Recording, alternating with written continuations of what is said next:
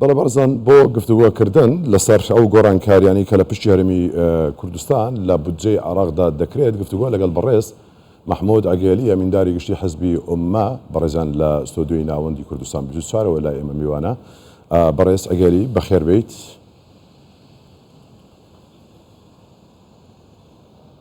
مساء الخير على جنابك وعلى مشاهديكم الكرام. سپاس.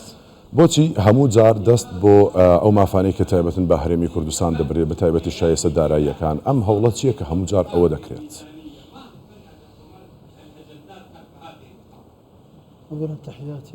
پێشەچی سڵاو بۆ ئێوە و هێو في اقليم كردستان العزيز. من المؤسف جدا المشاهد كل سنه بەداخەوە کاتێک ساڵانە چەندین کێشەی سیاسی هەیە کە لەبارەی دادگای ئیتحادیەوە ئاراستەی هەرێمی کوردستان دەکرێت. ئەم ڕووداوانە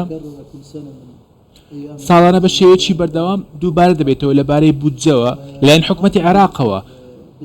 بۆیە بەڕاشکاوانە ئەم کێشانە لەلایەن چەندین کوتلەی سیاسی هەیە ئاراستەی دەکەن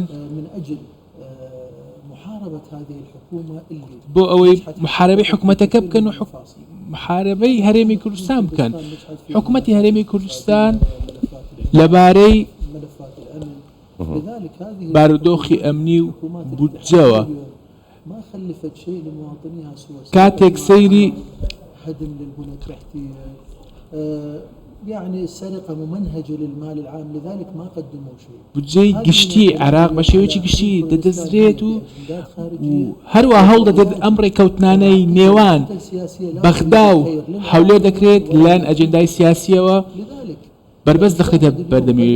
بۆیە ئەمڕۆ کاتێک سەیری ئەم سەرکەوتنانە دەکەین پێویستە ينتفض على ملفات چەندین كان من المفروض أن ينتفض على الواقع الاقتصادي والخدمي پێویستە هەموو ئەم بڕە پارەیەکەوە لەلایەن حکومەتەوە دابین دەکرێت 20 ساڵ لە خزمەتگوزاری دوورکراینەوە 20 ساڵ ڕوبەڕووی چەندین ڕێکخراوی تیرۆریستی بووینەوە کە بووە هۆی کوشتنی خەڵک و دزینی ماڵ. ئەمانە هەمویان بە شێوەیەکی ڕێکخراوی ئەنجام درابوون و هەروەها لایەن کوتلە سیاسیەکانیشەوە ئەمانە پارێزراون و سەرجەم پارتەکان کە ئێستا هەن هەموو پارتی خاوەن توانان ئێستا هێرشێکی نامرۆڤانە و نائەخلاقیانە هەیە بەرامبەر بە هاوڵاتیانی هەرێمی کوردستان. هاوڵاتیانی هەرێمی کوردستان هاوڵاتی پلە یەکن و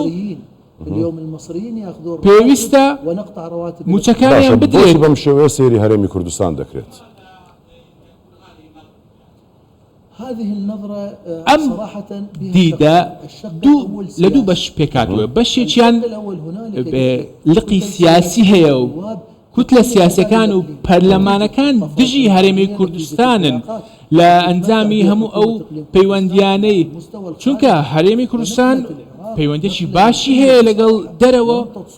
عێراقیان گواستەوە بە شێوەیەکی باش گواستوەتەوە دەرەوە و پرسی دووەمیش چەندین ئەجێندای دەرەچی هەن. بۆ نمونە هەندێک وڵات هەیە ئەم شارەیە دەسوەردانی دەرەچی هەیە کە بەم چاوەوە سەیری هەرێمی کوردستان بکرێت لەلایەن حکوومەتی عێراقیەوە یاخود هەندێک لایەنی حکوومەتی عێراقی.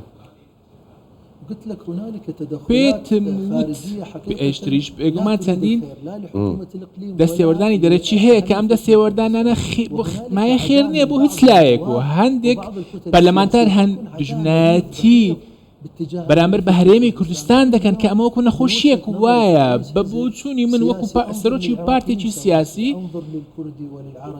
سیاسیەکان دەبێت بە پلە یەک سەیری هاوڵاتیانی کورد بکەن وەکو هاوڵاتی پلە یەک. کاتێک سیر دەکەم بودجەی هەرێمی کوردستان نادەێت بەڵام لە لایەکی دیکەوە بودجەی هاوڵاتی میسر دەدرێت و ئەمە وەکو نمونە ئاماژە بدەم. خۆتان زان بودجەی بودجەی سەرۆکایەتی 60 مليار في ذاك الزمن 60 ملیار دینارە و ئێستا ئەم ڕێژەیە بەرزتر بۆتەوە. بۆ نمونە بودجەی ئەنجومەنی نوێنەران ئێستا زیاتریش بووە و حکوومەت بە هەمان شێوە بۆ تریلیۆن و ملیۆنان زیادی کردووە. ئەم زیادانە پێویستە لەلایەن لێژنەی داراییەوە چاودێری هەموو ئەم دۆسیانە بکەن، نەوەک بچن چاودێری دۆسیەی فەرمانبەرانی هەرێمی کوردستان و مامۆستایان بکەن. ئەمڕۆ هاوڵاتیانی هەرێمی کوردستان هاوڵاتی پلەیەکی عێراقین. أحمل حكومة إقليم كردستان نتيجة من هذه الإخفاقات. پێویستە هەموو بەرپرسیارەکان هەڵبژێرێت و پێویستە حکوومەتی هەرێمی کوردستان زیاتر جددی بێت لەبارەی ئەو ڕێککەوتنانەی کەوا لەگەڵ بەغدا کراوە، چونکە ئەم حکوومەتانەی بەغداد وەفایان بەرامبەر بەڕێککەوتنەکان نییە. کوردستان لەوەدا چی بکات؟ هەرەوەی کە سەرەتا زانراکە نیازپاچی لەلایەن سوودانیەوە هەیە و هەرێمی کوردستانی بە هەمان شێوە ڕێککەوتن کرا و ئیمزا کرا، بەڵام ڕەوتێک هەیە کە نایەوێت ئەم ڕێککەوتنانە جێبەجێ بکرێن. بۆچی؟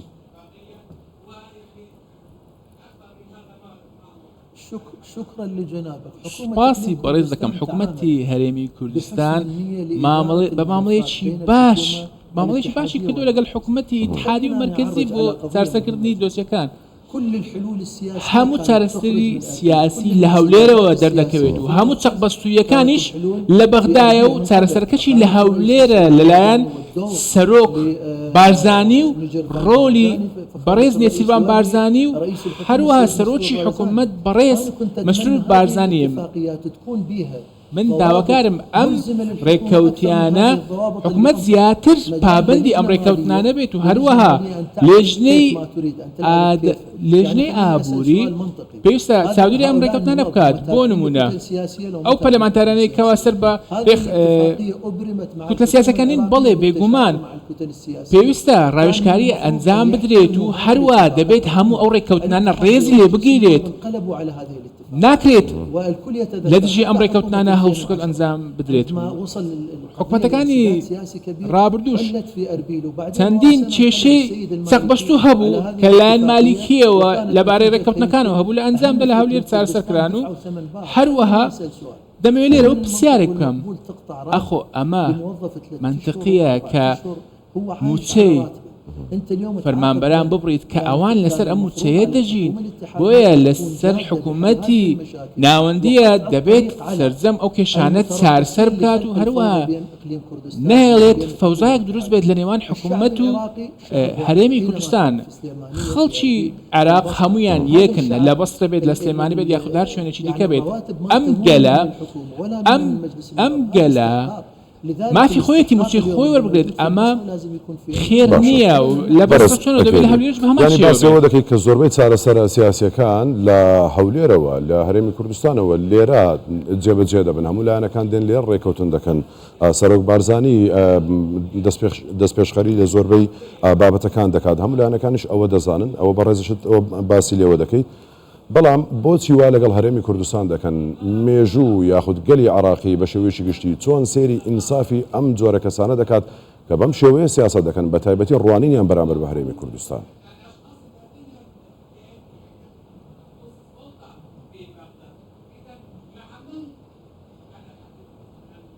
نتكلم بصراحة بە شێوەیەکی ڕاشکاوانە قسە دەکەم و ئەم خۆشم هەر بەرپرسیاری ئەمەم.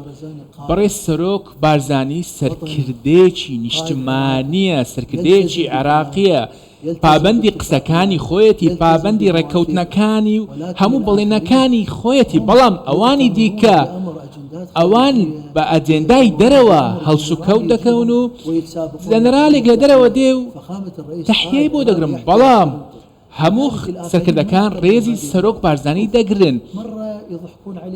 سیرکە لەبارەی ڕێککەوتنی سیاسیەوە کاتێک پرسەکە دەکرێتە ڕێککەوتن ئاماژە بە دەستور دەکرێت و دەڵێن پێویستە دەستور هەموار بکرێتەوە. بۆیە ئەو برادرانەی کەوا ئێستا هەنە 20 ساڵ ئەزمونیان هەیە نەیانتوانیوە تەنانەت پابەندی یەک ڕێککەوتنیش بن، تەنانەت یەک دەستکەوت پابەند یەک دەستکەوت بن و سەرجەم ئەو کێشانە چارەسەر بکەن.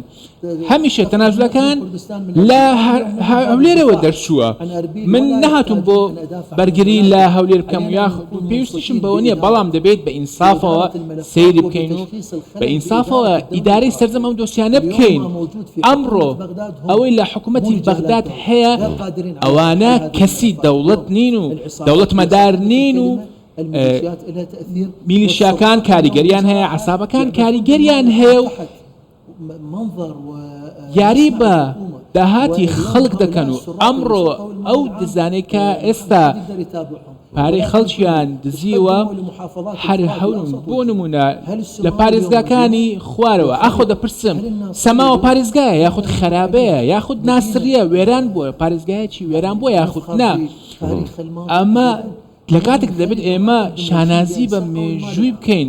بۆچی ئەمەنیە؟ چونکە دزی دەکرێت لە مالی گشتی. کاتێک دەی سەیری هەرێمی کوردستان دەکەی ئەمن و ئارامی هەیە و ئێستا هەرێمی کوردستان لاپڕەیەکی درەوشاوەیە لە عێراق، چونکە پێشوازی لە عەرەبەکان دەکات و لە گەشتیاران دەکات و ئەمەش دەبێتە هۆی ناحەزی و ناڕەحەتی کەسانی دیکە. بۆیە ئەمڕۆ ئەو ڕێکەوتنانی کەوا کێشان تێدایە پێویستە حکوومەتەکەی سوودانی بەرپرسیارەتی هەڵبگرێت و ئێستا حکوومەتی سوودانی ڕوبەڕووی تاقیکردنەوەیەک بووەتەوە، یان دەبێت سەرجەم کێشەکان چارسەر بکات و یاخود نیش بە هەمان شێوە دەکەوێتە ژێر سوودانی لە بەرامبەر ئەوەدا چی دەکات؟ هەڵوێستی خۆی وەردەگرێت؟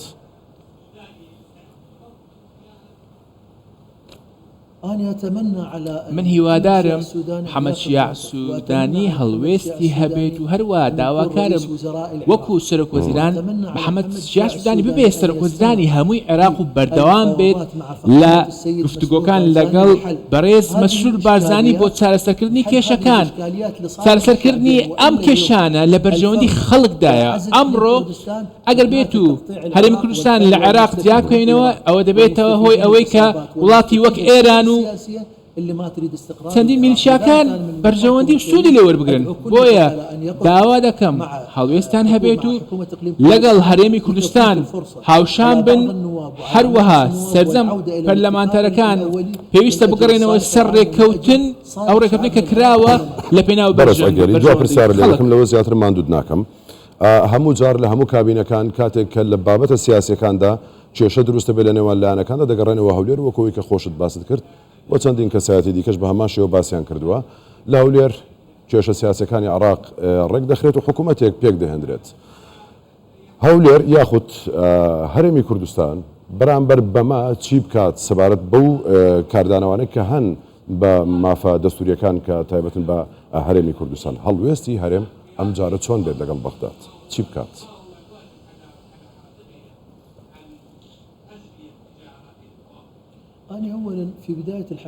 لە سەرەتا قسەکەمدا ئاماژەم پێدا لە 2003ەوە چارەسەرەکان بە سەرکردایەتی سەرۆک بارزانیەوە لە هەولێرەوە دەردێت. کاتێک چەندین سەربەستووی هەبێت لە ڕێگەی سەرۆک بارزانیەوە چارەسەر دەکرێت. باوەڕم وایە ئەمڕۆ پێویستە لەسەر ئێمە گفتوگۆکان زیاتر بکەین لەگەڵ حکوومەتی ناوەند و هەروەها دەبێت گفتوگۆکان لەگەڵ هێزە سیاسیە میانڕەوەکان ئەنجام دەین.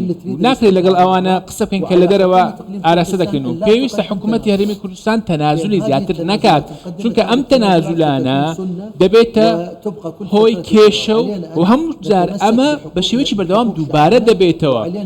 پێویستە بەردەوام بین لە گفتوگۆکان و دیالۆگ. ئەگەر هاتوو سەرنەکەوتوین و ئەویش چەندین ڕێگەی جیاواز هەیە کە ئەویش گەڕانەوەی بۆ خەڵک. زۆربەی کەسایەتی ئەکادیمی و کەسە میانڕەوەکان لە ناوەند و باشوور هەموو ئەو سیاسەتانە ڕەت دەکەنەوە کە وەکو سیاسەتێکی نەخۆش وەسفی دەکەن بەرامبەر بە هەرێمی کوردستان. ئاراستی هەرێمی کوردستان دەکرێت. هەرێمی کوردستان ڕووی گەشاوەی عێراقە و چونکە هاوسۆزی هەیە لەگەڵ خەڵک و هەروەها ئێمەش وەکو پارتی ئومە لەگەڵ هەرێمی کوردستانین و پێویستە خەڵکی هەرێمی کوردستان پێویستە لەگەڵیان هەماهەنگ بین و هەروەها لێرەدا حقيقة إدارة ڕاستیەکی ئیدارەدان هەیە بۆ دۆسیەکان و نەمان بینیوە شوێنێ نەمان بینیوە کاتێک هەرێمی کوردستان چەقبەستووی دروست بکات لەبارەی ئەو ڕێکەوتنانەوەی کەوا هەیە بۆیە داوا لە هەرێمی کوردستان دەکەم کە بەردەوامێت لە گفتوگۆ و بەڕێز سەرۆکوەزیرانیش ڕۆڵی گەورەی دەبێت. ئەمینداری گشتی حزبی ئومە سپاس بۆ جەنابەت ماندوومان کردێت. شكرا لجناب. شكرا لجناب.